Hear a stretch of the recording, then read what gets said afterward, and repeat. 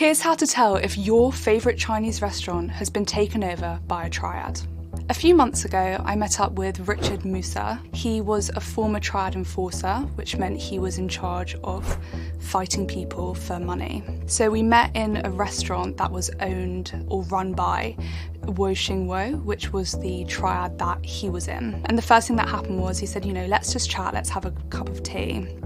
And this lady came in and she placed a teapot on the middle of the table. And what was really noticeable is the spout of the teapot was sticking towards me and away from Musa. In triad culture, if a teapot is placed on a table and the spout is facing towards a member of the triad, it means war. It means they're literally sticking up a gun and shooting it at you. And that's a sign that a fight's about to break out. He took us on a walk around Chinatown and said that the area is governed by two main triads, 14K and Wo Shing Wo. 14K came to the UK after World War II, when immigration laws were quite relaxed. A lot of immigrants came to hubs like Manchester, Liverpool, London. A lot of Chinese immigrants, people from Hong Kong, they came here to set up a new life for themselves, but gangs, specifically at the time 14K, saw it as an opportunity for extortion. They began to get kind of restaurants, businesses to pay them racket money for protection, and they also set up a lot of illegal gambling dens.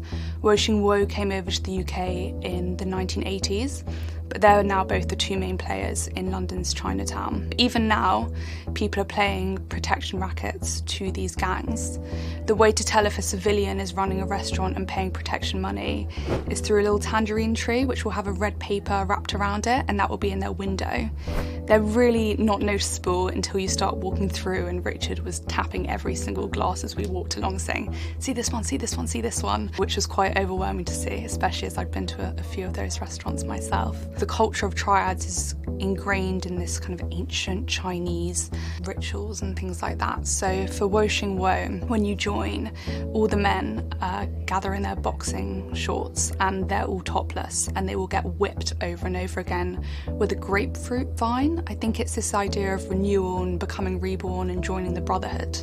And then they will give their leader a red envelope, kind of like the red paper that's wrapped around the tangerine trees, with £3.36 in it, which is symbolic. And they will say to their kind of new leader, drink tea, and he will drink a cup of tea, and then you are in the triad for life. Triads are really interesting because they're split between the business side and the kind of fighters. The money and the fighters, they're never allowed to be together because people say then they would become too powerful and they'd overtake their bosses. And it really is kind of viewed within the triad as the legitimate side and the more dangerous side. The 90s in Chinatown, things were very, very different. There would be kind of members of the triads everywhere, lingering outside restaurants.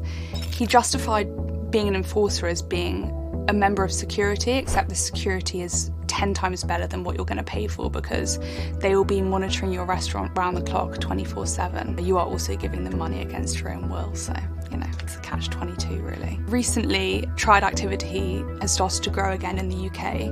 There's been huge bouts of red paint attacks spluttered on people's doors, and according to Richard, that is a sign that a triad is trying to mark their territory. So if you see red paint near you, watch out.